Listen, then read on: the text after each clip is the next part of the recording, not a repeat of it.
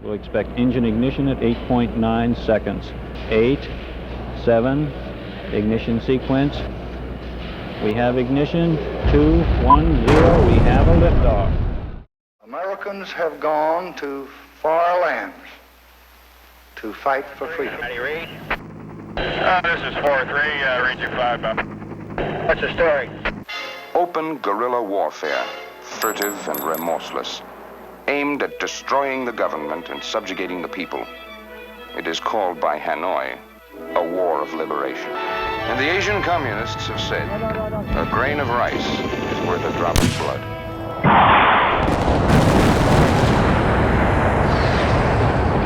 I become more deeply committed to end this war. Active duty Marine. There are still some problem areas. I was wounded and captured. Hundreds were held as prisoners of war in North Vietnam, and no progress was being made at the peace negotiations. There's a round through and through. Upper forearm here, entered here, exited here. Another round that it was kind of a glancing round here. I lost part of my elbow here. That was in my initial capture on September 20th, 1965. The following 13 and a half plus years, I remained a prisoner of war. Vietnam has been backwater. If we settle, let's say, this October, by January 74, no one will kill the dam. All of our American POWs are on their way home. They told me straight up that Vietnam wasn't so stupid as to return everybody. What would prevent the United States from continued bombing of North Vietnam? And they told me that there's going to be no more Bobby Garwoods coming out of Vietnam. My God, these are American servicemen that were captured, were held prisoner, that was abandoned. Why did you leave me behind? I had to get myself out any way I could. It's going to rain here in a bit. Robert Russell Garwood, born April 1st, 1946, Greensburg, Indiana. Joined the Marine Corps. October 10, 1963. I was 17 years old. Back in those days, we had 14 weeks of training. Got out of boot camp and reunited with my high school sweetheart. We dated while I was stationed at Camp Pendleton and became engaged. I went with the first landing team, set up 3rd Marine Division headquarters in Da Nang. We landed at China Beach. When you're a Nam, you just count the days till you get out of there. It was just basically to do or die, not to ask any reason why. One of my main functions was staff driver for headquarters, 3rd Marine Division. They woke us up one night, assigned us 6x. That's 2.5-ton trucks. It was a convoy. We were ushered out to Da Nang Air Base. C-130s were coming in, one after another, loaded with body bags, piling them 3 and 4 high in our trucks. That was my first taste or smell of death there in Vietnam. I heard about the battle, it was Battle of Chu Lai. I looked at those body bags and I felt guilty because I wasn't on a line unit. My duties were pretty safe. Because I had division vehicle, I could pretty much go anywhere, anytime I wanted to, as long as I wasn't on duty. I had a good friend. He was with First Force Recon. He was out near Marble Mountain. I was unauthorized, but many times I go out to China Beach to pick up my buddy. He's from town. We went to school together. Take him into the USO in Da Nang. Get him out of the field. So this Sunday I went out to get him, and he wasn't there. He'd been killed on patrol a couple of days earlier. But I think that's the first time I ever got drunk in Vietnam. I was supposed to leave Vietnam, go back to Okinawa, meet up with my fiance, get things rolling, be married by December 22nd. Get my GI Bill, go to college. Settle down with Mary and have a couple of kids. Small town America. That was it. 10 days before I was to leave. 10 days in a wake-up, actually. September 28, 1965. I was wounded and captured. Emergency leave order came in for a second lieutenant out of First Force Recon unit. Needed to be picked up, driven to Da Nang Airport, so he could make a flight back to the States. Well, I wasn't there. I went back to the motor pool. The officer of the day was pretty upset about it. After being pretty much dressed down by the captain, I went off to find the second lieutenant. I spent better part of 2 hours trying to find him and couldn't find him. I decided I'd follow the beach because I knew that there was a lot of our forces along the beach. I just felt I'd feel more safe there. Went to this little fishing village. I later found out the village name was Cam Hai, and I accidentally ran over a couple of fishing boats. A lot of folks popped up, almost completely encircled my Jeep. They all had guns, and I just kind of figured they were the Vietnamese, called the Vietnamese Home Guard. But instead, one of the people, he was an older man, he wanted my weapon. This young fella was holding a rifle. He put that rifle through his shoulder and pointed it directly at me. Just as I was exiting the Jeep, they started shooting. I could hear the pinging of the Jeep as they hit the Jeep, the bullets. I had gotten this .45 out of the holster and in my hand, but at the same time I was face down, trying to bury myself in the sand. I just kind of looked up, and all I seen was this big-ass bayonet coming right at me. I just brought the .45 up in front of me, and I just pulled the trigger. This kid's head just like exploded. Then another one came from the water's edge. I fired again, and he doubled over, and an automatic burst of gunfire opened from behind me. And the weapon fell from my hand. I saw the blood. They pulled me out from underneath the Jeep and started taking my boots and tied my arms behind my back from my elbows, then looped it around my neck and tied my feet, and brought that up and looped that around my neck. Stayed there for quite a long time, and then marched me off into the dark. A couple of times got caught in the middle of firefights. All you'd see is red and green tracers. One of the guards got hit in the foot by a round from somebody. Another guard got pissed and decided to hit me upside the head with his rifle butt. Before daylight, they put me in the bottom of this sampan. They tied my feet again and then put rice sacks over the top of me. They showed me off from village to village like some kind of war booty or something. They would spit on me and poke me with sticks. They always kept me in these little pagodas. One time an old man showed up with a machete in his hand, and he just kept sharpening it. And one of the guards could speak half French and a little bit of English Vietnamese, told me that he'd lost both of his sons in some battle with Americans. And all he could think about was revenge for his son. I tried to escape a couple of times and they beat the shit out of me, but that was to be expected. It was around the 5th or 6th day in the captivity. We only rested for short periods of time, sometimes 15, 20 minutes, sometimes for a couple hours. These steps in these villages, they would go down into the water, and this is where they get the water to bathe and to cook and whatever. And they just put me on one of these steps. But there was 2 guards. At this point, they only had 2 guards on me. This kid, there was another guy, he's an older guy, he looked like he was in his mid-20s. I don't know what happened, but he left. And this boy, he went over and sat down, put his back up against this tree. A couple of times I noticed his eyes got a little heavy. So I just kept watching him, and then it got dark. It was enough light I could watch him, so what I did, I would move, but without making any noise, and he wouldn't move. And so at one point I actually sat up, and he didn't move. And I knew he was asleep. So what I did, I just laid down, and I rolled from one step to the other, down into the water. That river water got in my wound. Oh my God, it set it on fire. It hurt like hell. But anyway, I just followed the bank. Ended up just following the river bank. I thought it was a log or something, or an old tree out in the river. It was a goddamn sampan. And when I bumped into it, there was 2 guys in it sleeping. And one of them, when I bumped into it, one of them woke up and looked over and saw me, and he started screaming and yelling. The other one put a gun in my face. It was a simple capture, recapture. So it was shortly thereafter that the other guard came. And he smacked me upside the head with a rifle butt. Knocked me colder than hell. The BCA, the people that had me then, they turned me over to the NVA.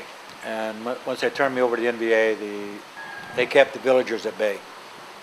They wouldn't let the villagers come anywhere near me. And they marched me up the mountain. It took better than half a day, and into my first prisoner of war camp. Well, they put me in this. It was about a 5 by 6 foot, maybe 7 foot cage, approximately 2.5 feet off the ground, almost exactly in the middle of the camp. I kind of welcomed it, really. I got the rest. They had some pigs running loose in the camp. Any feces that I had, the pigs would come along and eat it. Bottom of the cage. Because my wound was through and through. They just had it was like a piece of bamboo with a piece of cloth on it, and they dipped it in alcohol. And it was just like a ramrod. They just run it through. Ran through the wound. Yeah, they fed me around 10, probably around 10 in the morning, something like that. A ball of rice and burnt salt. Sometimes they give me a fish sauce they called nukmam. The water they gave me to drink came straight out of the stream. It was in a tin can. I got dysentery really bad. Then I got malaria. I had worms pretty bad. Stomach aches a lot. Yeah, bloated stomach. You can always feel like something's moving inside you. Especially if they're hungry. You can feel them moving in your intestines. Every once in a while, you crap one of them out. My only other escape attempt was from the first camp. I was so flippin' weak. To even attempt it was stupid. I had dysentery, really bad. But the guards wouldn't come around the latrine because they didn't want to get sick. They wouldn't come, when you're sick, they don't come around you. They kind of stay at a distance a little bit. So when I was in the latrine, I just snuck off and went down the creek. They were there at the bottom waiting on me when I got there. They smacked me around a little bit and put me in stocks for a little over a week and put me back in the cave. But they knew I was too weak to go anywhere. There's about 5 or 6 bamboo hooches, of which one was completely encircled with bamboo spikes, like a bamboo fence, and they had a guard in the front of the gate. I later found out that that's where the Arvin prisoners were being held. So I was watching the Vietnamese prisoners. It was kind of like a tribunal of some sort. Military tribunal. And the interpreter there in the camp, he was telling me that these 2 people had committed many crimes against the Vietnamese people and country. They were traitors, and they could not be re-educated. They were letting them have the option of taking their own life versus facing a firing squad. This guy read in Vietnamese their crimes and whatever, and I knew he was a guard commander. Over beside this one Vietnamese prisoner, and he put the gun down beside him on the table, the bamboo table, and said something to him. The guy looked like he was praying or something, and picked the gun up, put it to his head, and killed himself. Blew his fucking brains out right there. Our commander picked the gun up from the ground, went over, and put the pistol down in front of the other guy. The other guy wouldn't pick it up. He wouldn't pick it up. He wouldn't pick up the gun. And you could tell he was begging for his life. The guard commander kept yelling at him. He even took the gun and put it in the guy's hand, and the guy just dropped it. He wouldn't hold on to the gun. So the guard commander just got pissed, put the gun to his head and killed him. And shot him right there. And the interpreter told me, he said, Bob, call me Bobby. He said, Bobby, he said, Whether you live or die is up to us. But I stayed in that camp in the mountain there in Quang Da until December. I was in 16 different camps by the time in Vietnam. Almost got killed by our own mortar, crossing a damn rice paddy, broad daylight, a couple 100 yards from it. Exploded in rice paddy. Covered me in mud and shit. I thought how ironic it would have been if my own guys had taken my ass out. There was always planes and helicopters over. They was always pushing me in the bushes or in a hole or something, covering it up. One night I spent all night in a damn hole, a spider hole, and almost every one of these damn spider holes had at least half full of water or more. So when they put me into it, the water came up to my neck. I learned Vietnamese through a fellow prisoner. His name was Captain William F. Eisenbraun, US Special Forces. He was an advisor. He was captured in a battle at Pleiku. Pretty brutal what happened to him and his sergeants. They beheaded one of his sergeants right in front of him. This was at my second camp. It took 2 days to get there. There was a bunch of ARVN officers there. And they weren't held in the same hooch, but in the same compound. But he was the only American here. And we were pretty happy to see each other, really. And I thought I was in bad shape till I met him. Skin and bones. He could speak Vietnamese pretty fluent. And one of the first things he taught me is that I need to learn the language so that I could understand what they were doing, what they were saying. Because if we didn't learn the language, we didn't know, we remained ignorant, and we would remain at their mercy. So for example, he says, maybe there's an American unit on patrol near here, and the guards are talking about it. I said, that's when you want to make a bird, man. That's when we want to try to escape. If you know one of our units are close by. You know, stuff like that. He said, it's important that you learn the Vietnamese. So, chain of command, he was a captain, I was a private. I mean, I wasn't going to argue with him anyway. I was just happy to be with another American, man. And so he started off, I had to memorize 10 words a day. 10 Vietnamese words a day. Then after I learned 100 words, then I had to try to form sentences. It was a bamboo hooch, thatch roofs, just one bamboo bed like this, and we shared it. Me and Ike, nickname was Ike. We shared the bed, shared the blankets, shared the food, shared everything.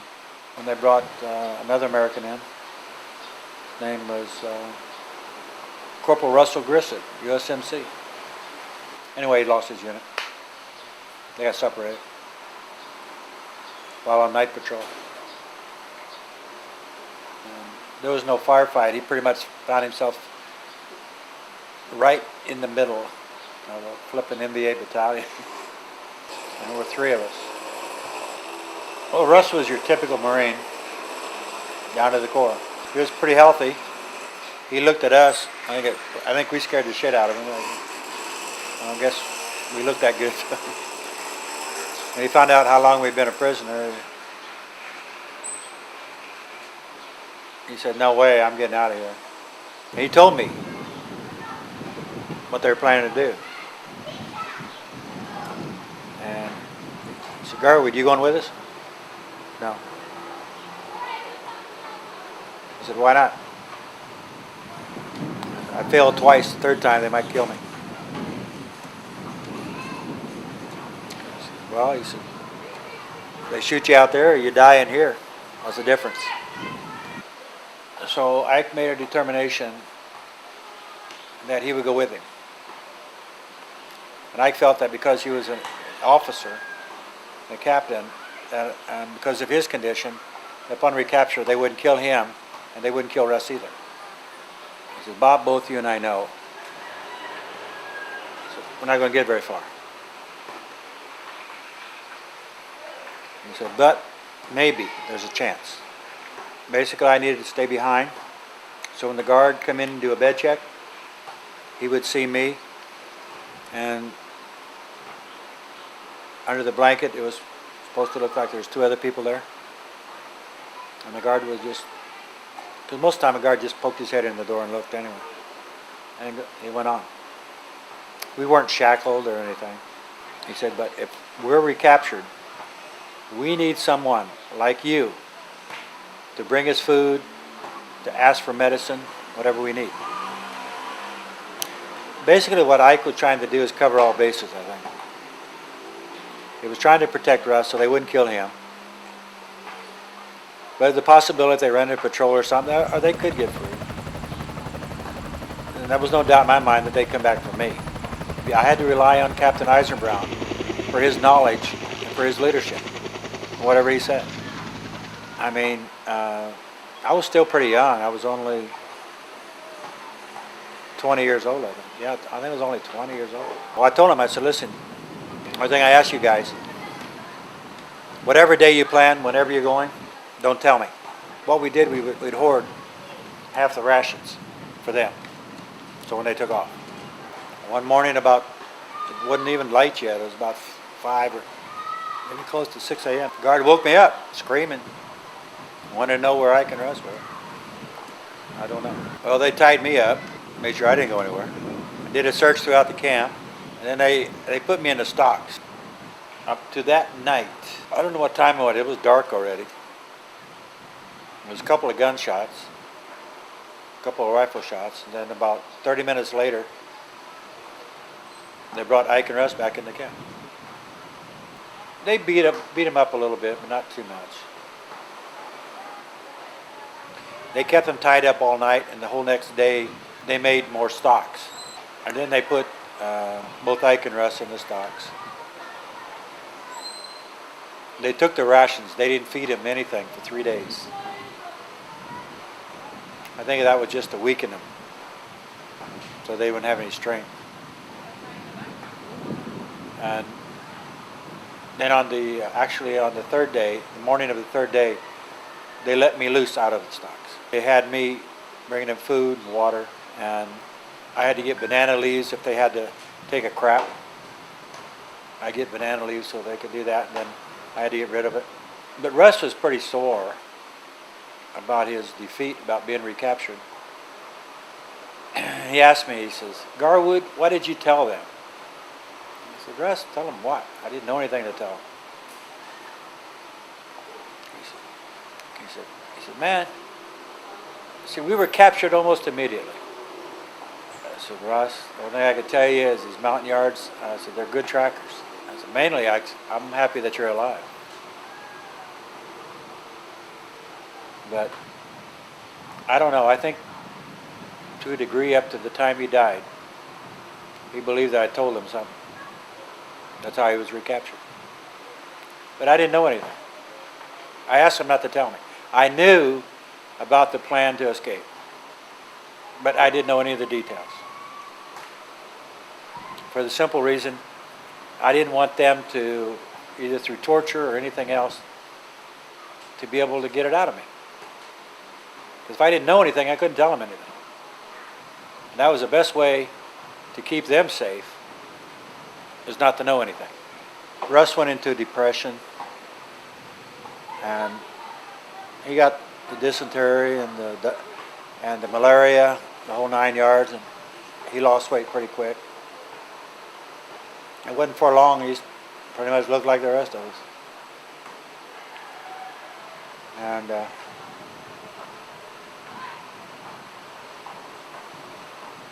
then Ike got sick.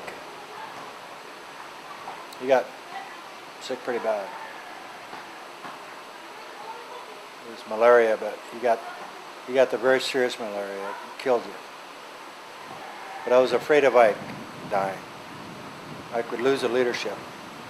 Because both me and Russ looked up to him. Looked up to him for advice, for leadership, everything.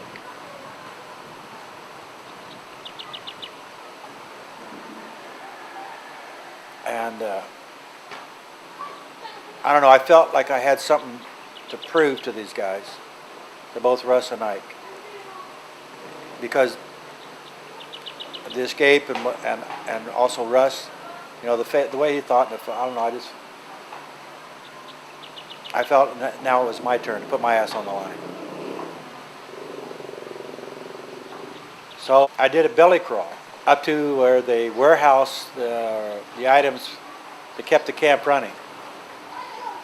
Got inside it and was able to steal some of these condensed cans of milk.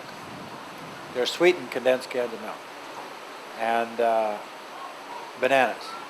Got some bananas too. And I actually made it past the guards, past the guard hooch, everything, and back into the prison compound, back into the hooch. I couldn't believe it. At one point, the guard was smoking a cigarette with his back to me. And I don't think I was breathing. Ike got pissed. Because the camp rules, any of us caught outside the prison compound, the orders with the guard was to shoot to kill. Shoot to kill on sight. So Ike was nuts. He was sick. He started reprimanding me. He said, "You stupid son of a bitch," and shit like that. But anyway, I didn't tell him the reason behind it. And through bananas and that condensed milk, he got some of his strength back and he come back. And I was always wondering after that first time if I could do it again. It kept bugging me, bugging the hell out of me. I kept wondering, what would the guard really do if he caught me? But he really shook me, because at this time, we'd been a prisoner for so long, and we became part of the furniture, you know? Not really a threat to the guards themselves. They might beat the shit out of me. I don't think they'll kill me. And I convinced myself of that. So I went a second time. And the second time, I was able to get the condensed milk, some rice, and some sugar, same thing. I only did it one other time. It was Christmas of 1966. They had actually they put a door on the damn thing and locked it at night. Can you believe that? So I only was able to get the can of milk by going through the cracks. I was able to push the bamboo enough that I could get my arm in and get only this one can of milk. That's it. And then back. I never tried it again after that. We changed camps from 66 to 67, I think 3 times. Changed camps 3 times. About every 6 months they'd move us. We were all pretty weak. I mean, emancipated pretty much. I don't think anybody was over 130 pounds. I don't know why. I don't know why Ike did this. He tried to escape again. In September of 67. They got him. They beat him pretty bad. He kind of drifted in and out.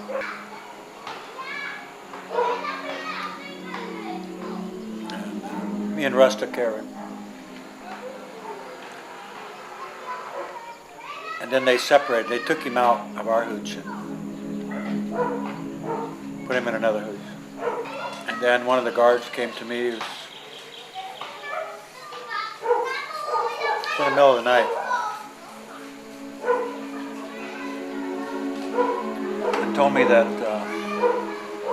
Ike wasn't responding to anything. So I went over to the hooch where he was. He's still in the hammock.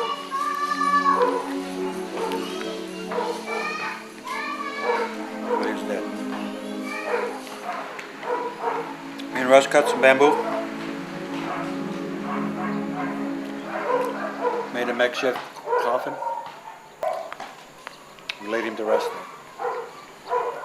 The Vietnamese were planning on releasing me. They said they were anyway. When Ike died, I was very anti-progressive.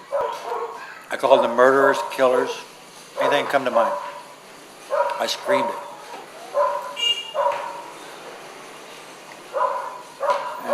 And I think they decided, because they saw my my attitude, they changed their mind about releasing me. And I think that's the reason me and Russ never did get released, because we witnessed what happened. Me, Russ, and Ike were together for almost 2 years. But with the other POWs that came in later after Tet Offensive, I was only with them for about 6 months. They kept a camp cat to keep the rats out of the rice that fed us. Well, prisoners were very seriously malnourished. Pretty much the only meat available in the camp was a cat.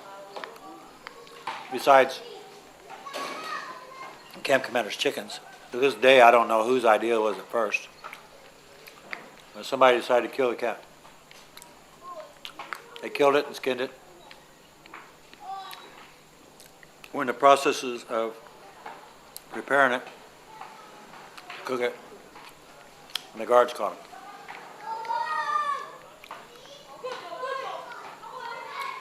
Well, they singled out 2 people, Dr. Kushner and Russ Grissett. They beat both of them, but they were especially hard on Russ.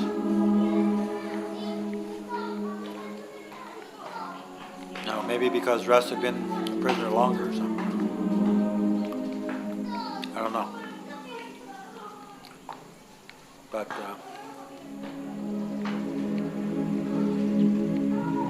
Russ never recovered. He died.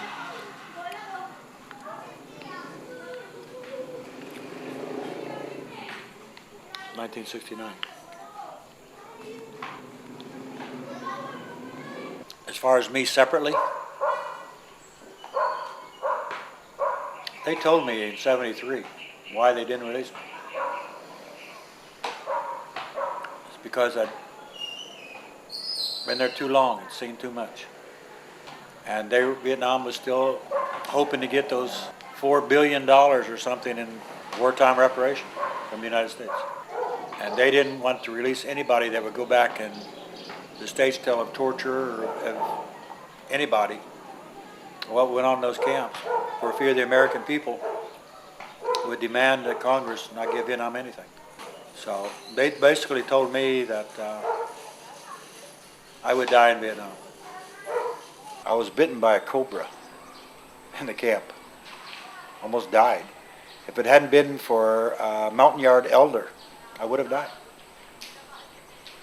He mixed up some kind of concoction made of toads and herbs and leaves.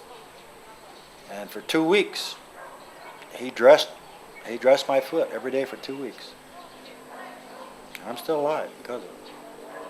I still got the cobra bites right on my foot. Scars. 4 fang marks. I stepped on him. And another time when I had a very serious stomach ache. It was terrible, between dysentery and everything else. And again, they mixed up some type of concoction and water and gave it to me to drink. And to this day, I've never had that problem again. I've heard of the plight, what's going on in Vietnam now, the Mountain Yards, and I'm sad for them. Because I look back in the years when I was a prisoner in Vietnam, and they'd showed compassion to me as well as the other prisoners, and it helped us. Please help me. And it's sad that everything they have done for us, Please help me. and fought beside us, and we've abandoned them. I can relate, only because I too was abandoned, along with others. So I know how they feel.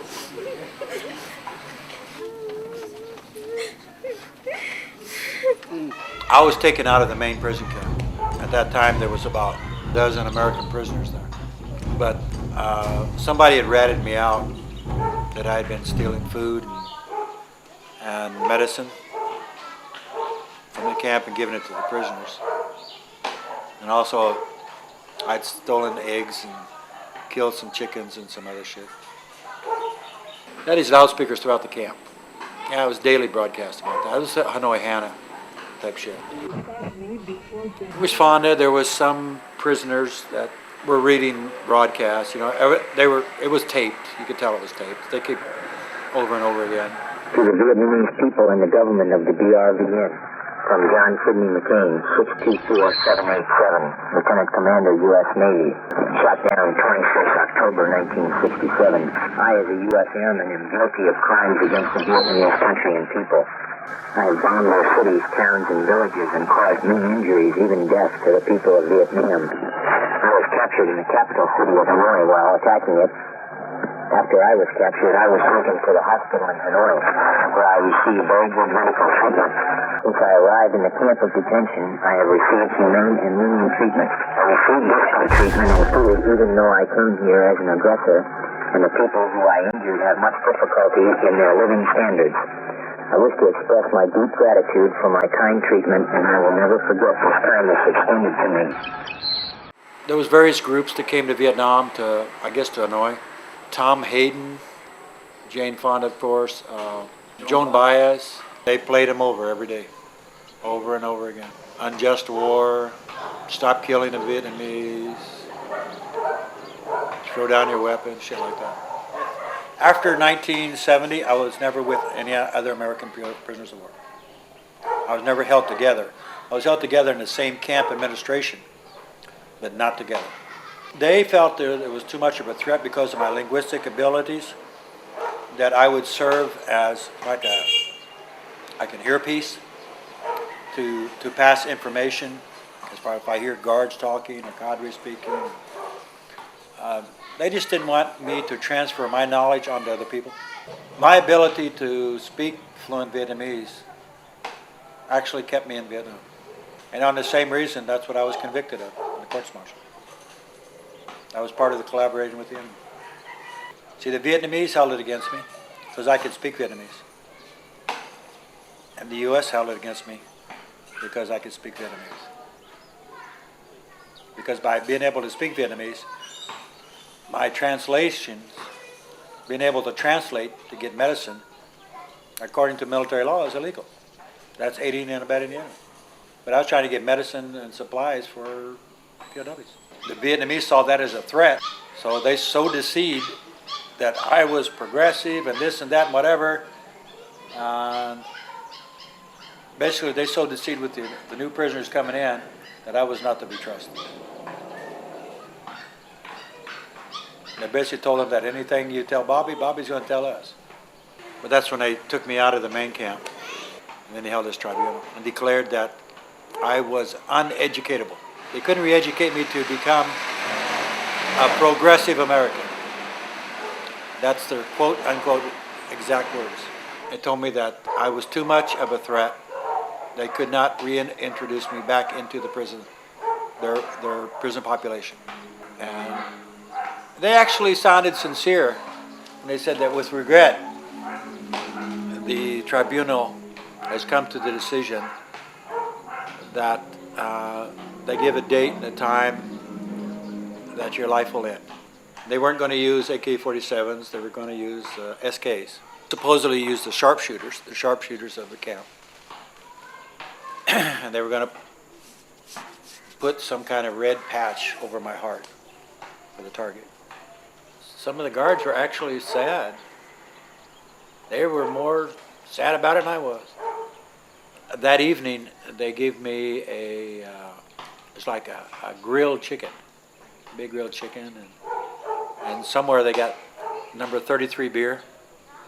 It's kind of like my last meal. You know, I look back on it now. Yeah, it's funny how that happened. 1970, right around May of 1970. They determined later what happened was that one of the guards had dysentery. And to go to the latrine, he was using his lighter to show the way. And one of our OV observation planes spotted the light and called it a strike. It killed everybody in the entire camp except me and 2 guards. We were the only survivors. I was lying in a hammock when it happened. I heard the bombs off in the distance. When the B-52s, they start their strike, You hear the bombs way off in a difference because they do carpet bombing. It was getting louder.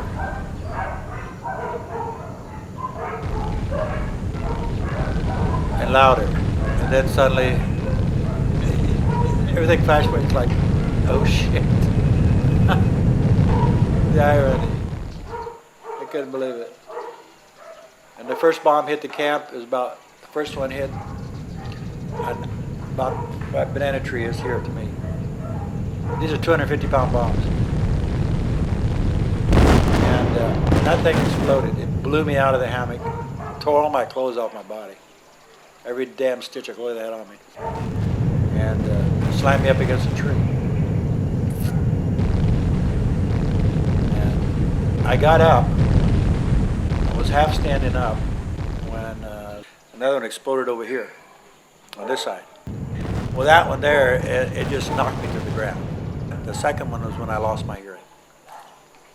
I still had my sight. The third one exploded in front of me, and that's when I took out my sight. But the reason I'm alive here today, because all three of those bombs, there, here, and here, I was underneath the umbrella. And when a bomb explodes, just picture a fountain. It explodes out this way. I was underneath that shrapnel. I was too close. It was another 20 feet away or another 20 feet closer could have killed me. I was blind, completely blind for almost 6 months. I was deaf for a year. It was incredible. You know, they gave me injections straight into my eyes. They had me in one of their field hospitals, but I thought I was dead. Because I couldn't hear, I couldn't see. But I could feel. And I thought something's wrong. When you're dead, you're not supposed to be able to feel anything. I was in so much pain. I figured I must be in hell. But I could feel people touching me and stuff. I couldn't hear them, couldn't see them. Guards that were guarding the ARVN prisoners, they all died, as well as the ARVN prisoners did too. The wounds that I got from there is my forehead, neck, my elbow, my knee, my leg, and my back. I've got several scars and wounds in my back. And as a result of that, I still carry some small pieces of shrapnel inside my body. They tried to explain to me that there were some French prisoners out of Dien Bien Phu. They're Moroccans or something that lived in the mountains of Bobby on a dairy farm. And that these people had been pretty much in the same situation as I. And they allowed them to live together in this dairy farm that was donated to Vietnam by the Cubans. And that if I wanted, I could request Military Judicial Command of Vietnam to be transferred there. They said if I was transferred there, then I would have opportunity to meet Vietnamese women, could possibly marry, allowed to have kids, stuff like that, and live out my life there. They told me that these people, that's where they lived. They said these people were pretty much abandoned there by the French, or French Foreign Legion. I was in the rice paddy. I was planting rice. That's what they had me doing. This guy came up, and he had 2 cows, and these were dairy cows. And when I looked at him, the guy had a beard. He didn't look like Vietnamese, although there was a lot of Amerasians, and there's also a lot of people from left over from the French. When the French were there for what, a couple hundred years or some shit. So it wasn't really out of that ordinary to see a European-looking fellow in Vietnam, but was actually Vietnamese. And he kind of looked at me, and I kind of looked at him, and I think we were both trying to figure each other out. Who was what? And finally, I just said "Chào anh," which is "Hello, how are you" in Vietnamese. And he did the same thing back to me. And he asked me if there was a village close by there. He asked me if I lived in it. I said, "Do you live in the village?" And I said, "No." And he said, "Oh, really? Where do you live?" I pointed to the prison camp. He said, "Oh, really?" Are you American? Yes. He said, I've heard about you. Really? I said, well, who are you? Are you Vietnamese? He says, no. And he's Algerian. I still remember, he asked me, he said, have you heard of our president, Huey Boumediene or something like that? This was in 1972. Explains a lot. Because I couldn't understand why after the war that me and the other guys remained there. It didn't seem like anything was being done to get us home. We thought there was going to be like a second wave, you know. I thought it was on the list. But when they announced that I guess the second, said it was the second and last. And then when Kissinger got on the broadcast over on our radio and said that he was convinced and satisfied that Vietnam had upheld their end of the accords and returned all live American prisoners of war. They broadcast that right over the loudspeakers of the camp. All of our American POWs are on their way home. And that's when I asked to speak to the camp commander. There were some officers from the military judicial command of the prison system, and they talked to me. They told me straight up that Vietnam wasn't so stupid as to return everybody. What would prevent the United States from continued bombing of North Vietnam? They told me I was going to die in Vietnam. And it's something about war reparations of $4 or $5 billion or something, I don't know. Whatever was promised in the agreement. It was an in-by town. It was those people that were still there. They were taking me out to repair a truck, 6x had been broken down. After the war, all the American vehicles that the U.S. left behind, and the Arvins deserted, they used these as the mobile transportation and such for all the prison camps. There's a lot of prison camps, many, many. My prison camp alone was over 30,000 prisoners. And they used American Jeeps, all these military vehicles. Well, they wouldn't allow the Vietnamese prisoners, the new prisoners, to work on them because they were afraid they would sabotage them. They made a deal with me, kind of, that they would let me out of the camp to work in their motor pool. But I had to be responsible for these vehicles, so that even if one of them got sabotaged, that I would be responsible. I didn't know what would happen. I said, okay, whatever it took to get me out of that flipping camp. This is after the war, for Christ's sake. This is 4 years after the flipping war. Sure. And I figured the only way I was going to get out of Vietnam is by any means possible. I had to get out of that flipping camp. As long as they had me in that camp, I had a snowball's chance in hell. There's no way. I was hidden away. This was in Mbai, way up in the jungle areas, the mountain areas. And it was right up next to the Chinese border, too. Not too far. Actually, when the Chinese started storming across, one of the first orders that the guards had, if the Chinese troops got within 100 kilometers of the prison camps, all prisoners were to be eliminated. They made it within about 300 kilometers, though. They got pretty damn close. Prisoners were sweating it. Oh yeah, they're sweating it. It's like shit. After everything, I thought, man, after everything I went through, I'm gonna be taken out by the fucking Chinese. This ain't fair. This ain't fair, man. This ain't right. But anyway, it took me to fix the vehicle. I convinced them because it was a fuel shortage. And I convinced them it was, because I wanted to get out of that camp. I convinced the camp commander that it was better to take me to the vehicle that was broken down than to use a good vehicle to tow that vehicle back. Because that took that vehicle out of commission. And also, wasted twice the gas. It made sense to him because each camp was rationed so much gasoline. And so that's what they started doing. They were taking me to fix a 6x. It was supposed to be full of vegetables, I remember that. We just crossed over the ferry, close to the town, and everything was blocked, stopped. They had military out there and guards, and you can see the train was stopped and everything. Here's the thing. I always been a prisoner for so damn long, I became a piece of furniture. See, they didn't perceive me as any threat anymore, about anything. And by talking with the guards, I could talk to them about anything. They used to tell me about the problems they had with their wives and kids, for Christ's sake. We were on that kind of level. I was a prisoner, but it was kind of like almost I was an honor prisoner or something.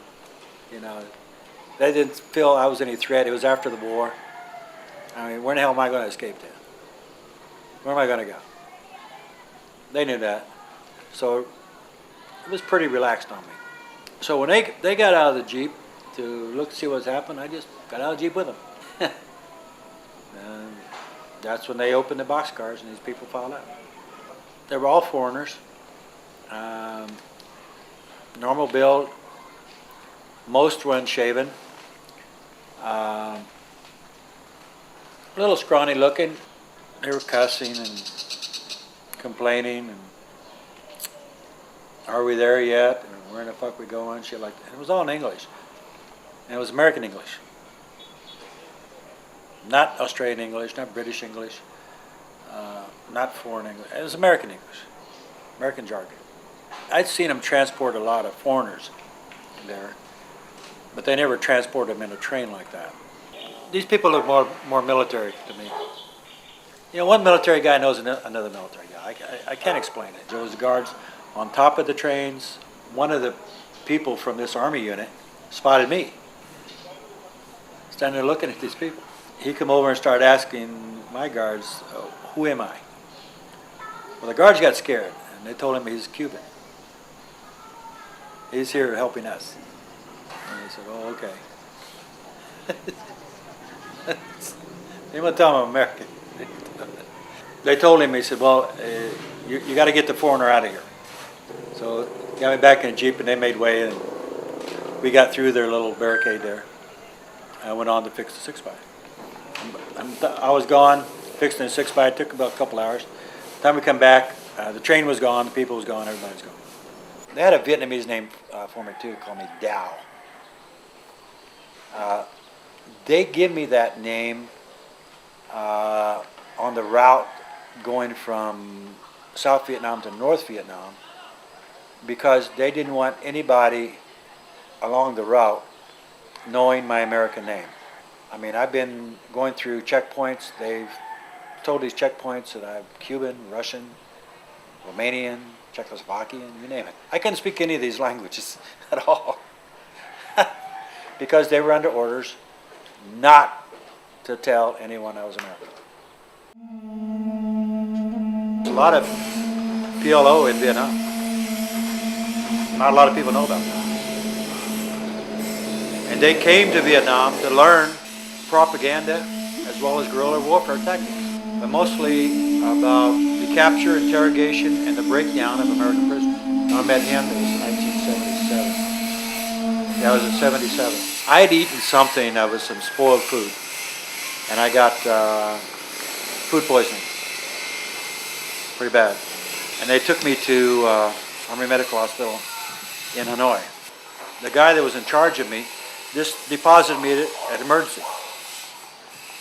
And he was under orders not to tell anybody that I was an American prisoner. He didn't even give the nationality. I was a foreigner helping the rebuild of Vietnam. This is the funny part about it. Because he told them that, they put me in their foreign ward, where the Russians and the Cubans, and they had PLO there. They put me in the same ward with these guys. But it was a screw-up of the lieutenant that brought me there to the hospital. They thought I was going to die or something. They brought me and put me in emergency. And they pumped what they did is they pumped my stomach. They pumped my stomach and give me some IVs and some other stuff like that. That's what they did.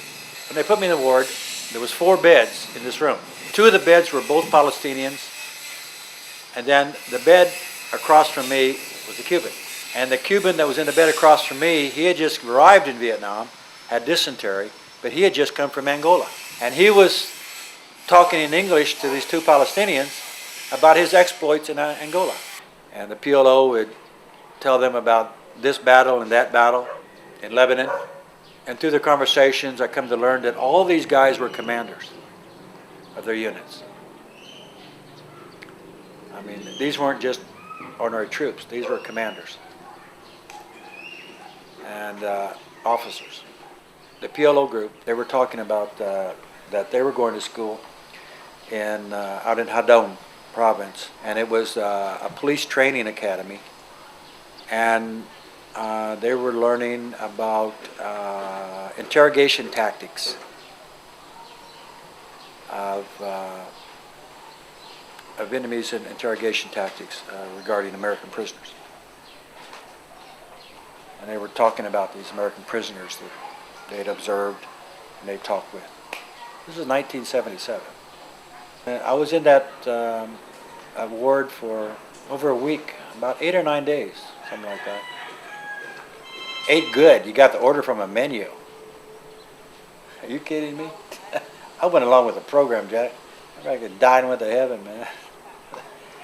My stomach ache was finished by about 3 days, but I prolonged it. Oh yeah, I did. And then when the lieutenant came from the camp to see how I was doing, and they brought him to this ward, and he was kind of looking around. Yeah, these other guys that were there, that's how I met Abu. He came to visit these two guys in the hospital. Actually, the whole group did. There's 22 of them. These two Palestinians introduced him to me. But when these guys were asking me during this time, they would ask me, who are you? And I said, I'm sorry, I can't discuss that. And they say, oh, okay, we understand. Even the doctors would ask me, they said, you learn Vietnamese in Vietnam? No. I went along with the charade, man. I knew they didn't know who I was. I knew they didn't know. I mean, what the hell are they going to do to me? Hell, I'm already a prisoner. What are they going to do to me? It wasn't my screw up. Right? I went along with the program and tried to milk it for as long as I could. They called me comrade. I called them comrade right back. And I was eating good. There were several bombings, and I think also they captured a ship, the Achilles something.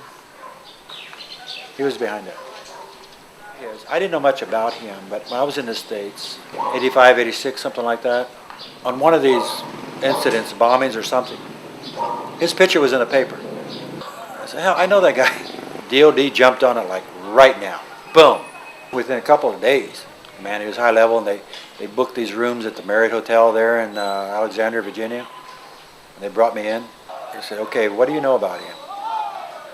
And the people he was with. So, I told everything, and I got a little emotional because I told him, I relayed to him about what I'd overheard them saying about their interrogation of other Americans in the 77, out in Hadong. And they took everything down and everything, and then DOD came back to me and he said, Bob, we have conclusive evidence that who you saw was somebody else. I said, are you sure? Said, yeah, we're pretty sure. I said, well, it must be his twin brother.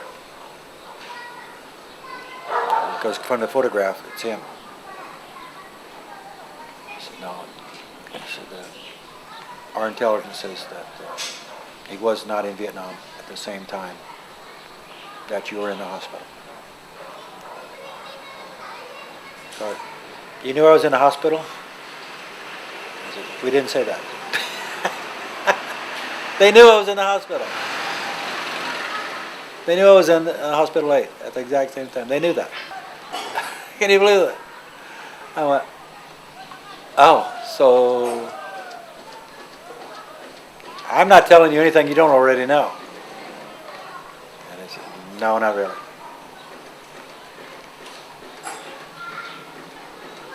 Okay. And I said, well, why am I here? They wanted to know if Israeli intelligence had contacted me or tried to get in touch with me. That's the only thing they were interested in. If the Mossad had tried to contact me in any way. That's the only thing they wanted to know.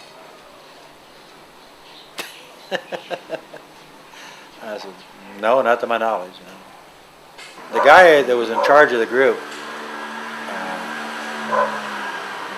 I still can't think of his name, I can see his face. He was part of the Bush administration. He told me, he says, Bob, do you want some advice? Forget him. Forget you ever saw him, you ever met him, you know anything about him. He said, I'm dead serious. Don't ever tell anybody that you ever met him, that you know him. He told me he could make Jesus Christ look like Satan himself. He had the capability. In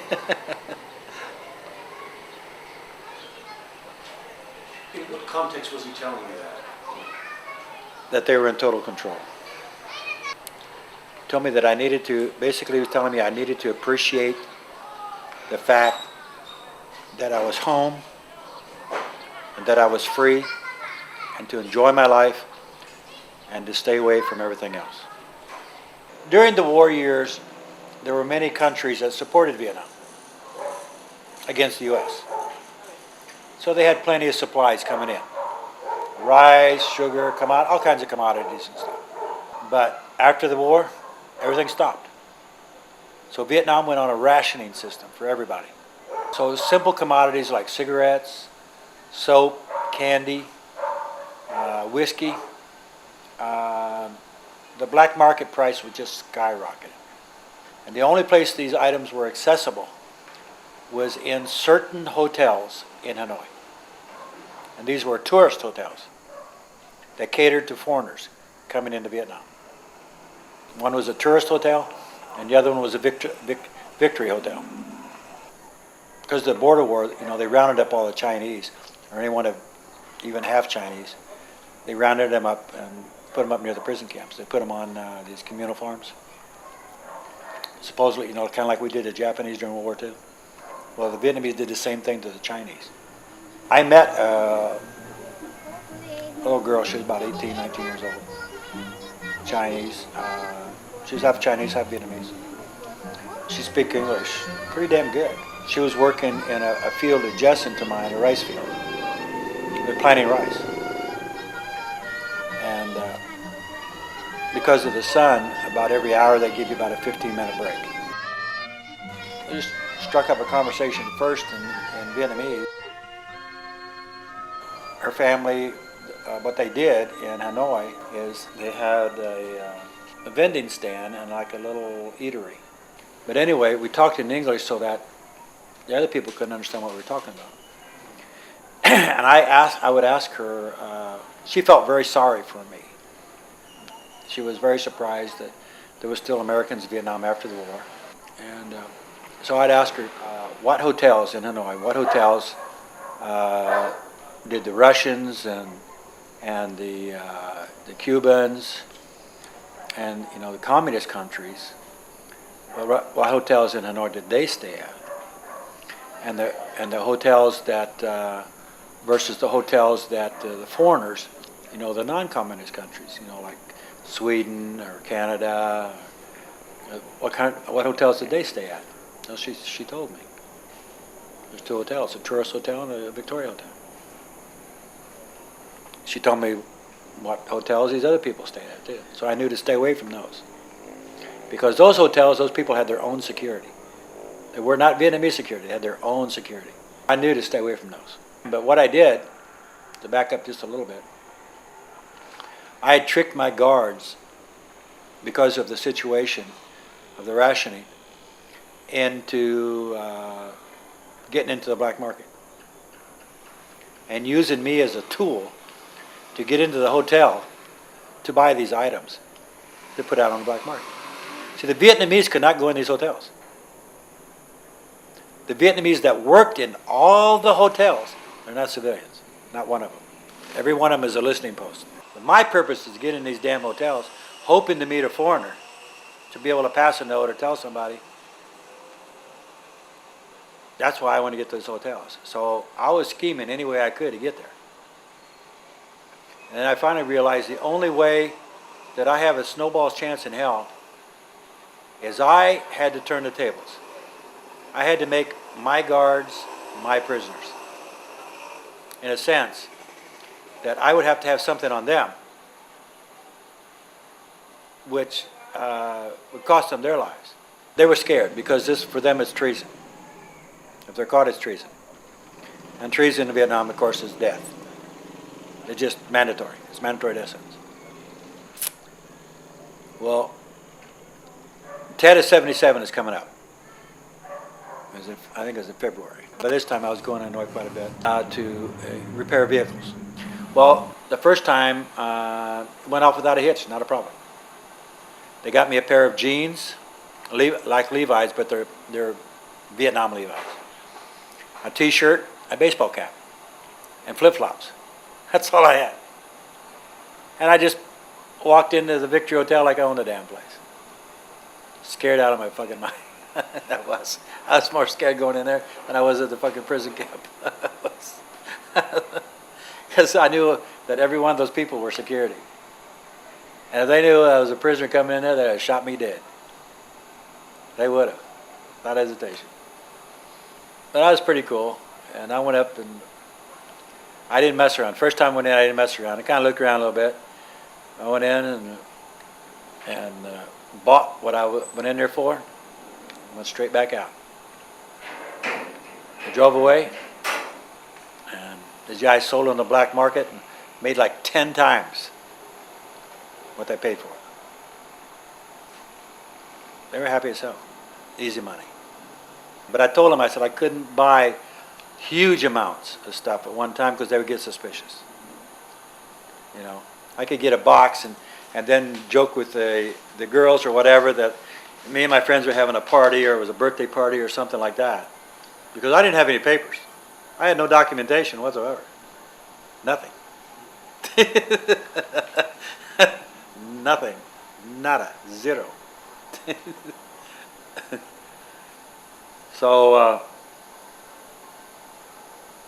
it was in one of these times that I met the New Zealand fellow. I met him at the tourist hotel.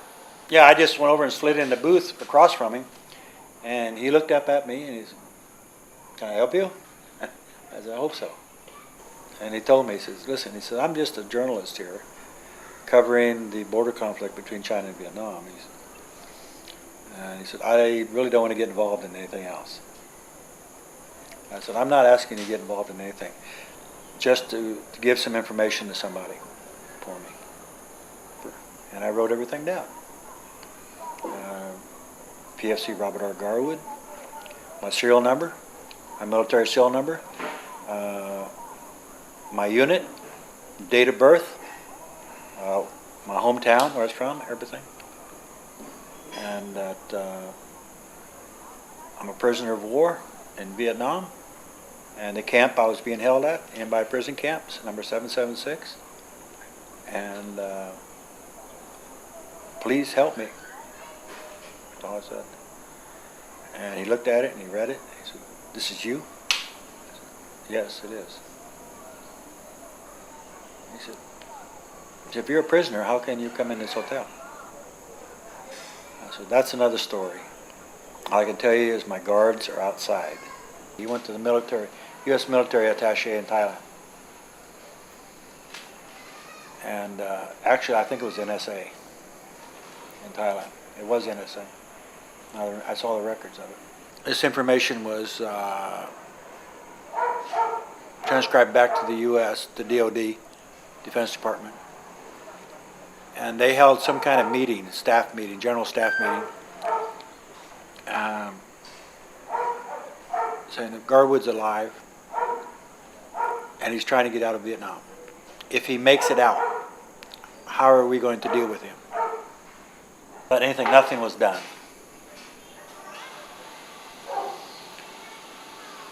And the memo on that, they claimed that the reason nothing was done because there was no physical evidence that I actually existed or was alive. And in the government memo is that it was probably just somebody using Garwood's name, trying to get out of Vietnam because of the Chinese border conflict. Because of Ossie Rakona, and he had the guts to take that note out. And because of him, I'm here. I got out. Pretty much the same way as I passed the note in 1977, doing one of these cigarette alcohol runs to the hotel in the Victory Hotel in Hanoi. I overheard him talking that in the next week or so he was going to be back in Washington, D.C. And he was supposedly with the World Bank. I just grabbed one of his envelopes and then wrote on the flap of the envelope that I'm being held prisoner in Mbai prison camp. And I gave my name, rank, serial number, USMC. And I wadded it up in a small wad, like this. And I walked over to the guy, to Ossie, and he was smoking a pipe. And I just dropped that in his lap.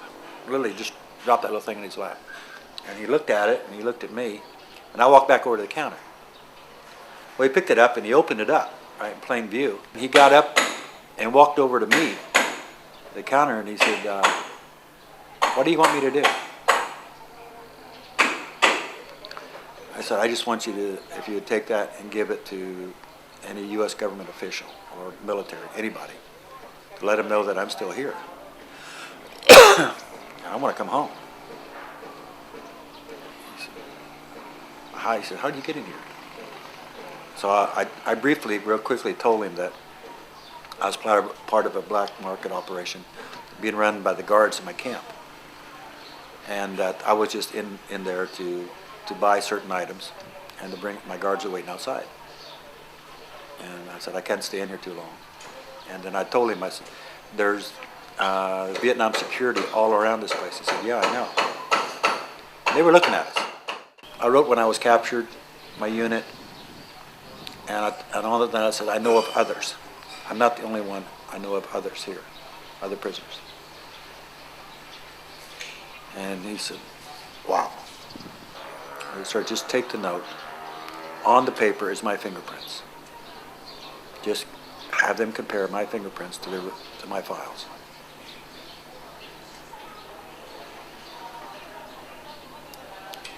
And he said, you're in Mbai? I said, yes. That's pretty close to the border. I said, yeah.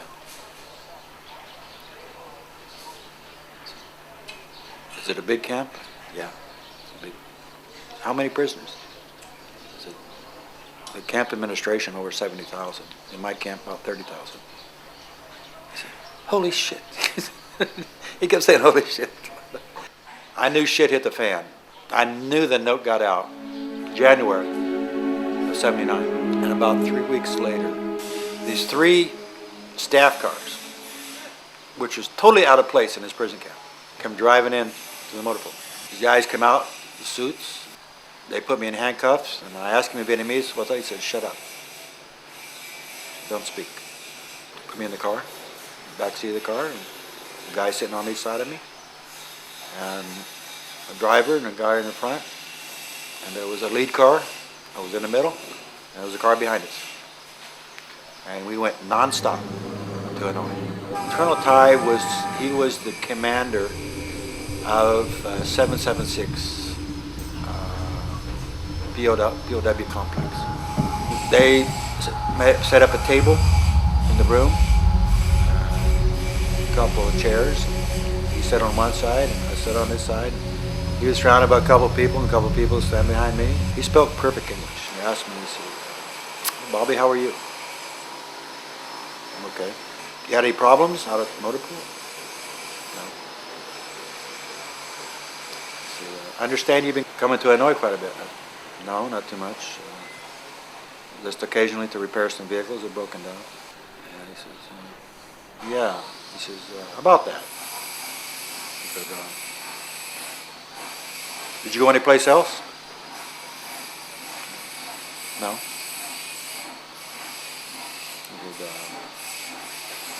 You ever have occasion to wander in any of the hotels around here? No. And he brought in motion, there was a couple of guys standing outside. He motioned them to come in. He said, "You know these guys?" "No, I don't." He said, "They know you."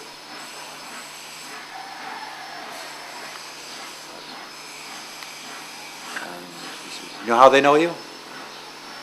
"No."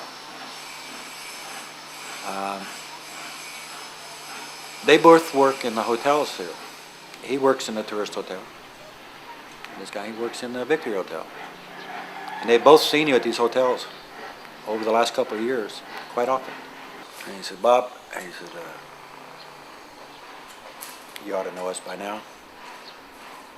He says, "You know that every question I ask you, I already know the answer to." I said, "Yeah, I kind of figured that." And he says, "You know, you came here to Vietnam to kill Vietnamese people. You're our enemy. But because humanitarian policy of Vietnam, we have chosen to let you live. So we've explained to you already why you weren't released in '73.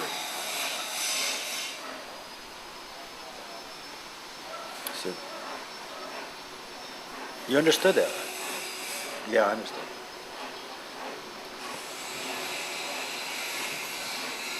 I told him, I said, "But you know,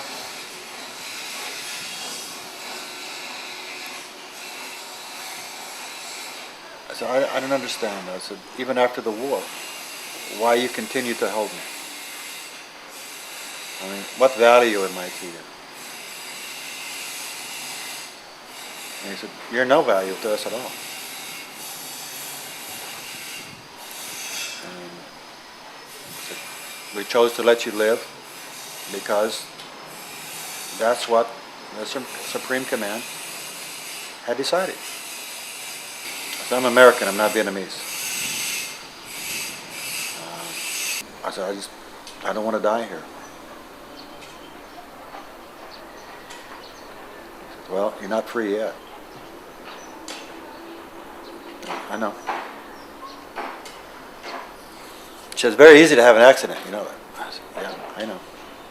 See, the irony of the whole thing was they had already interrogated my guards pretty brutally. Both of them were executed. He says, "You know what happened, do you know?" "No." He took it out. And he said, International Red Cross and BBC got a hold of it. It's broadcast worldwide. He said, "Now we got to come up with an excuse why you're here." Well, the next day, they took me to Military Hospital number 8. The doctor came in. He examined me, examined my heart, all my vital signs and everything. Asked me when the last time I had a malaria attack, stuff like that. He said, "Well, we're going to give you a series of tests to determine your mental stability." They brought in this gurney. I climbed aboard the gurney and they wheeled me into this little room. They strapped my wrists down and both my ankles, my legs, and then put another strap around my head, right here. They put salve first on it, on my wrist, my ankles. And then they put these little, they're like sticky things with caps on them. Put them on my chest, one here, one here. I think it was 4 on my chest area. Here, here, here, here. And then the straps. And they hooked up wires, these leads from this machine to my ankles, to my wrist, one to my forehead. It had meters. And he told me, he said, "Okay, you're going to feel a little, say like little pins going into your left. He said, you're going to feel it in your left ankle. He said, then after these little pins are going, he said, then it's going to start getting a little warm. He said, you let me know when it gets warm. So I felt it, and I told him I felt it. It's starting to get warm now. So he backed off that, and then he went to another dial, and he said, okay, and your right ankle. He said the same thing. And I tell him each time. And then it went that way throughout my body, and he'd tell me, like, okay, your left elbow is going to involuntary move. He said, don't be frightened of it. I said, okay. And it did. It would do this. Just what he did on a touch of a dial. And he did my head, and when he got to my head, and he said, you're going to feel a little pressure in the base of your skull. He would turn them all up, almost gradually. At the same time, he turned one up. I guess he had measured each dial to what degree where I felt what. Then he would turn them, he'd mark that, and then he'd turn them, each one of them up until they were all. And he said, how do you feel? I said, I feel all right. And he turned them up until I felt warm, and he said, do you feel hot? Yeah, a little bit. And he turned up again, he said, how do you feel now? It's still hot. And then he'd ask me, he said, what's your name? If I told him Robert Garwood, he said, is this your name, Bobby? He said, who's Robert Garwood? What's your father's name? What's your father's middle name? What's your middle name? What state in the United States are you from? Indiana. And this lasted for about an hour. And took everything off. I got off the gurney and went back to the room. This went on for 20 days, every day. On around the 15th or 16th day,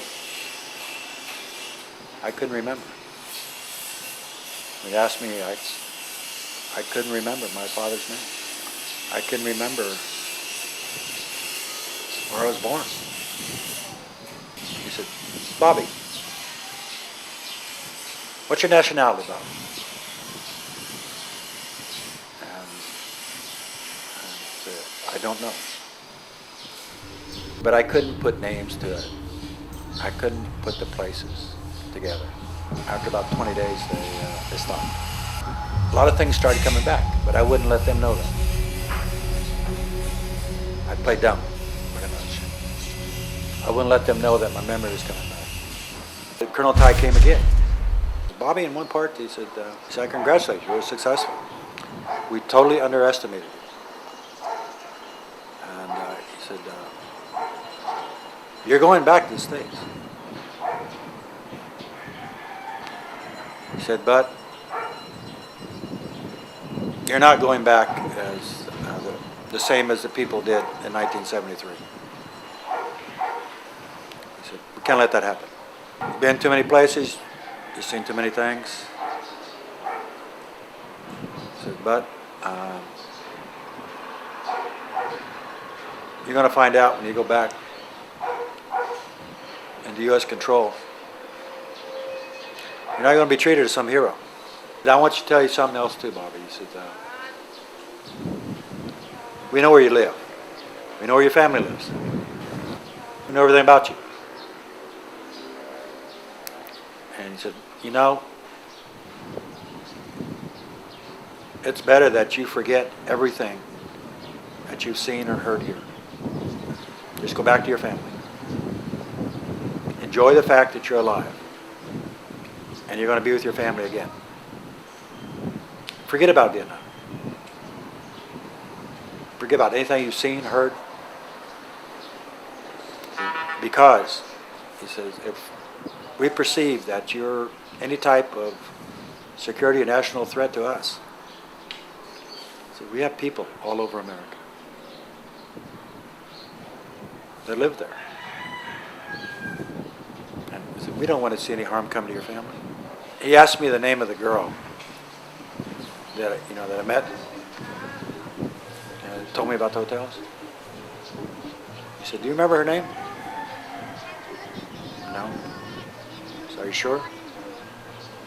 Yeah. Remember what she looks like? I said, yeah, kind of. A little bit.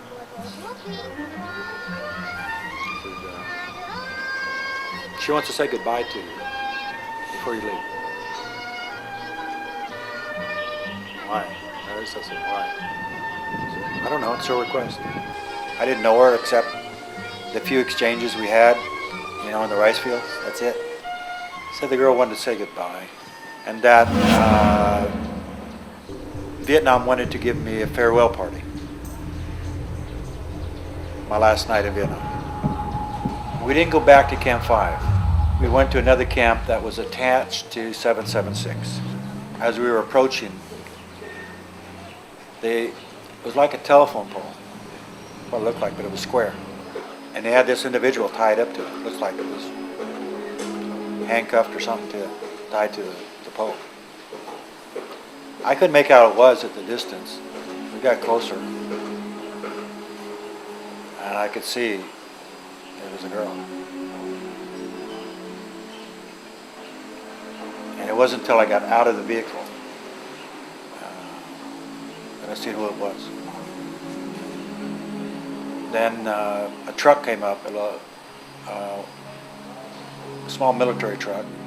7 guys got out of it in VA uniform. And they all carried AK-47s. This lieutenant, he barked out orders. They lined up about 20, 25 feet from the girl, something like that. He told me, he said, it's a shame you couldn't have got here earlier. You could have said goodbye to your friends also. I don't know what he's talking about. The 2 guards and the officer that were involved in a black market, they had executed them there earlier that day. All 3 of them. Same time he read a declaration to the girl, told her her name and everything, where she was from, the declaration of the High Tribunal, the penalty for high treason, and the penalty is that she had to forfeit her life.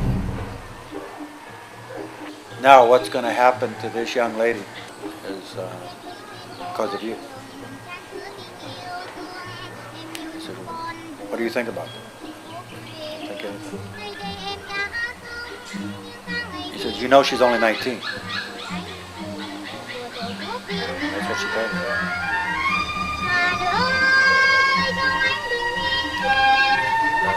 So you've lived in Vietnam long enough. You understand the Vietnamese loss of a child. Yeah, I understand. And he said, how do you feel that the family of this girl is blaming you for what is going to happen to her? So I have no control over that.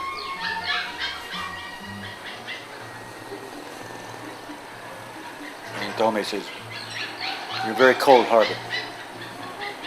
It's typical American. Typical American imperialist.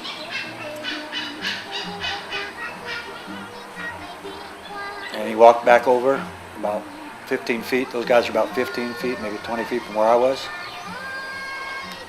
And he told them to lock and load. And she kept begging. She kept begging for her life. She said she didn't know me. She didn't know anything about me. She didn't help me with anything. She was not part of any plot against Vietnam. She loved Vietnam as her country. She was a Vietnam patriot. She kept saying things like that and crying at the same time and begging for her life. They didn't even aim, really. They just held the weapons at just a little above waist length. And he gave the order to fire, and they did. And they kept firing, and kept firing. I think those magazines had, all of them had to be full mags. Because they practically chewed that post in half. I don't even want to describe what it did to the girl. What was her name again? Lam Thi Hoa Mai.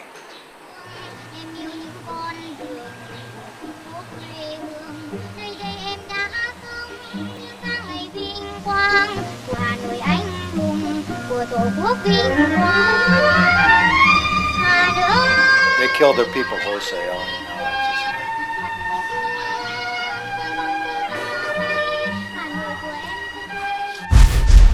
I witnessed a lot of executions. One of them was a friend of mine, close friend, Captain Nia.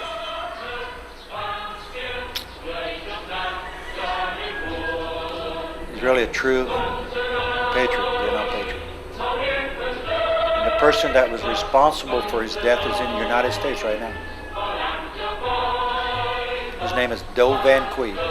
Most of the people that were in my camp were the former command structure of the Saigon government. And they were systematically executed. You know, South Vietnamese special forces. They executed a lot of them. They call them Command Đặc Biệt, special police, Command Đặc Biệt. They were all incarcerated in 776. And to my knowledge, not one of them made it out of their life. There was almost daily executions of those people. Daily. What happened in Vietnam in those camps, it was terrible. It was horrible, totally horrific. They turned me over to the International Red Cross and they told me that there is going to be no more Bobby Garwoods coming out of Vietnam. And fortunately to date, it's been true. I came back to the States almost after 14 years, in one prison camp after another. And then found out that very quickly that I had to learn to survive here also. And my fight wasn't over. That for the truth to prevail, I was still fighting Vietnam. And then US propaganda. I really didn't know what the hell was going on. I didn't have any clue. Even though I got on board that plane, the captain of the plane and the crew is Air France 747. The captain, when we were in flight, we were out of Vietnam airspace, and he came back and sat with me. And he had a lot of sympathy for me because of the French experience in Vietnam and their POWs. You know, out of Expendable. He told me that I was aboard French territory and that if I desired, he would point that aircraft towards France. He was talking kind of part French and part English to the stewardess, the hostess. There was 4 of them, and they were all standing there. And the captain, you know, he talking to Kerry, said, he doesn't have a clue. He has no idea what is waiting for him. And he said, do you want to go to France? I said, I'm American. I want to go home. The only thing I asked God for, and I pleaded with him, is please let me die in the country I was born. I was so happy to be back in U.S. control, I was crying. And it was a major, a Marine major. He read me my rights under Article 31, my Miranda rights. And he said, Mr. Garwood, and he said, there is no right time to tell you this. He said, but during your time of incarceration, your mother, your grandmother, your Uncle Buddy, and your niece Tammy all passed away. I remember asking him, I said, how did my mother die? He said, Then Captain Composto came over and he stood beside me, and he said, Garwood, I've been assigned to you by the Commandant of the Marine Corps as your defense counsel. Desertion and treason. Well, the people who were in charge, my CL, lieutenant, they all testified. I threw that out. I was captured in '65. I was 19. Whatever was said by the U.S. government, by the Vietnamese, by whoever, you know, as a prisoner of war, it meant nothing. Absolutely nothing. I didn't worry about, because I was doing the laundry for a guard, where to get a few extra rations of rice, or maybe a couple of aspirins, whatever agreement me and the guard made, that was collaborating with the enemy or against the code of conduct. No, I didn't think about that at all. I thought about the next hour, the next day, whether or not I was going to still be alive.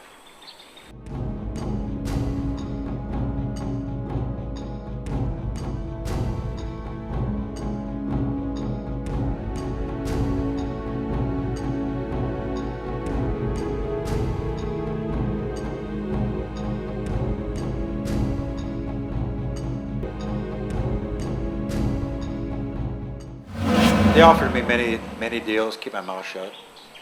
I was threatened, offered me deals.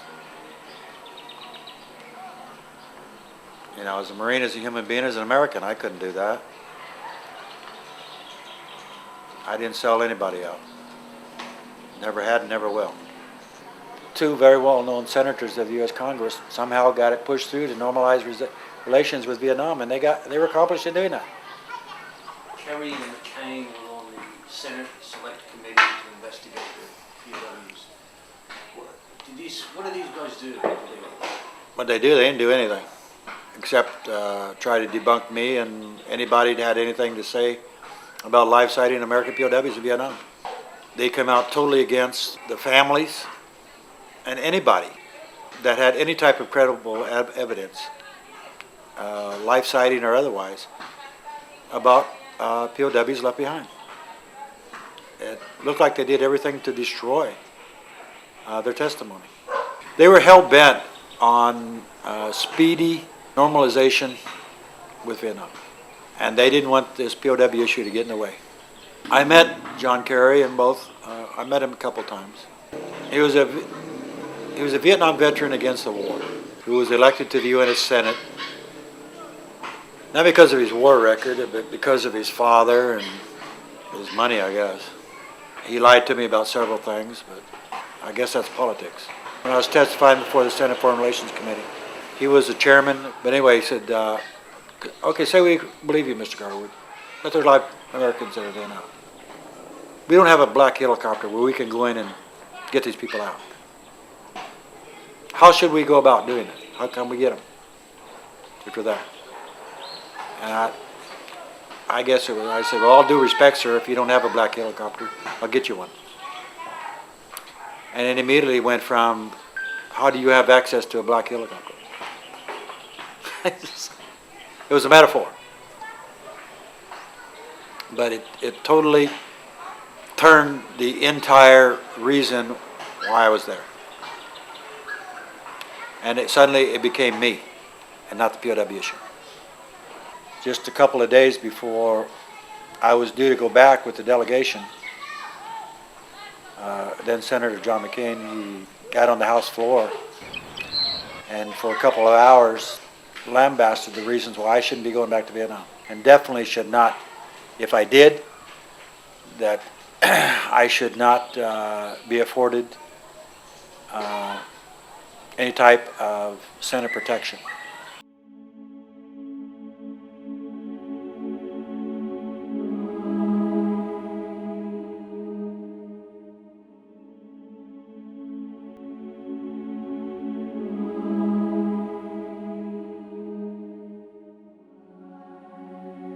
Those 2 days of testimony. Then they just didn't want to hear anymore. So you told them about all the prison camps inside? Mm-hmm. prisoners being left behind, names.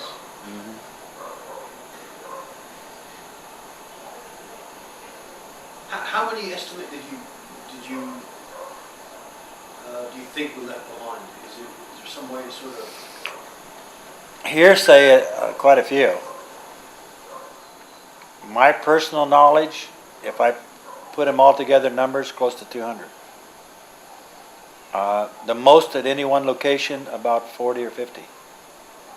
Buck 73, ladder 73, 74, Leadham Day. There was a boxcar. That's in by. In by. That was in 77. 1977. There was roughly 40 to 50 people. 2 boxcars. In the Talk-by area, maybe 30, something like that. I surmise it might have been the same people from the boxcars. DOD confirmed that, actually. Warehouse, Zalam. They were loading and unloading trucks there. I knew, you know, if I was a threat to anybody, they'd taken me out in a heartbeat. But it was much too easy for them just to debunk me or discredit me. Very easy for them to do that. Because it was already pre-planned before I was ever released from Vietnam. I was being debriefed. It's like they knew everything that I was telling them. Everything I was telling them, they already knew. And then when I was shown satellite photographs of me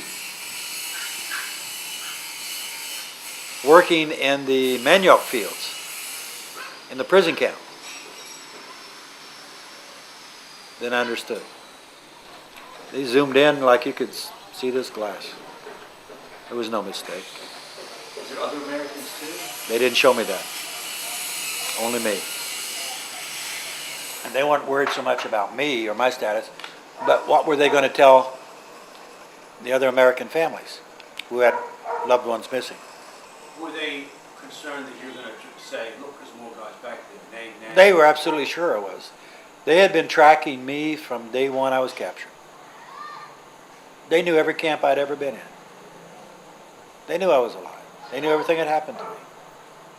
The Vietnamese are masters. They're masters at propaganda. They know how to play poker. Yeah, they can bluff the shit out of you.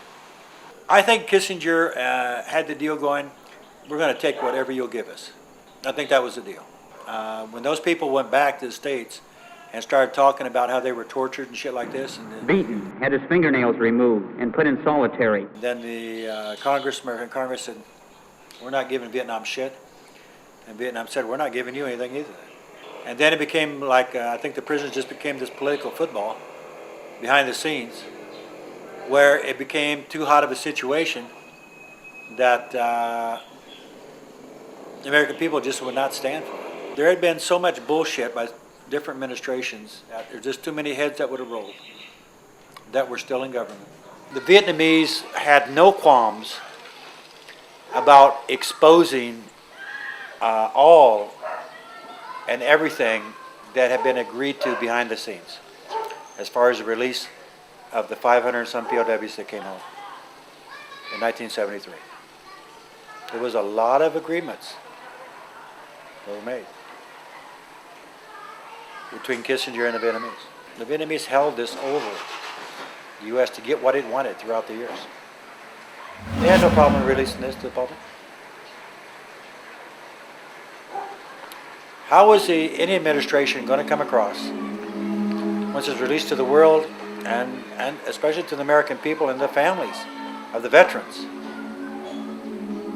is that we'll accept whatever you give us. What you did to me, or what you did to the rest of the people that was abandoned in those prison camps, whatever agreements was made, is on your conscience, not mine. My God, these are American servicemen. Were captured, were held prisoner. I guess they just looked at us, we were expendable.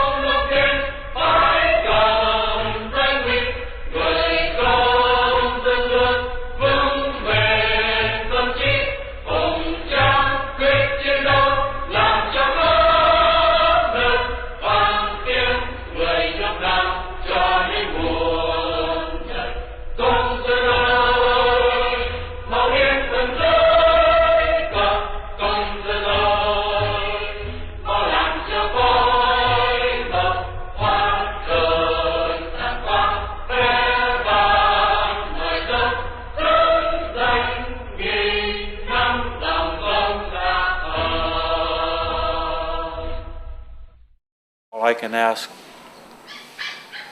is those people that were still there when I got out in 1979,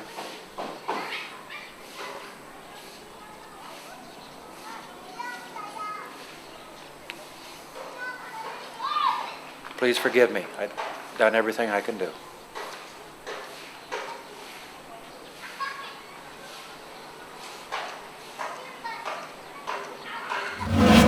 Vietnam will be a backwater. If we settle, let's say, this October, by January 74, no one will give a damn. We are now closing our program for today and wish all of you a good night.